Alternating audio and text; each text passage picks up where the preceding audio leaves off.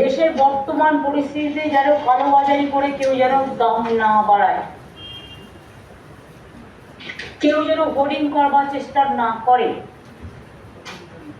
Border দিয়ে বেশি টাকা পাবো বলে অন্য জায়গায় মাল সাপ্লাই না করে।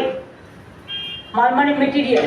যেমন আগের বার আমি দেখেছি বারণ থাকা সত্ত্বেও গড়বেতা, ঝাড়গ্রাম, চন্দ্রকোনা এবং বিক্ষম প্রধানের এলাকাটা যেন কি নাম নেবে, দাঁতন, এইসব জায়গা দিয়ে সমস্ত আলু বেরিয়ে গেছে।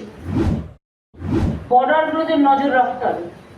ঠিক দিনে তুমি দায়িত্বে আছো, প্রত্যেকটা ডিএম এর সাথে আমি বলবো রাজীব একটা ভার্চুয়াল করে, এবং কেউ যেন ওই ট্রেনে করে পাঠিয়ে দিলাম সেট খবর রাখবে না, অত সহজে নয়। আর এইসব সময় এসব যারা করে না, এটা ক্রিমিনাল অফেন্স।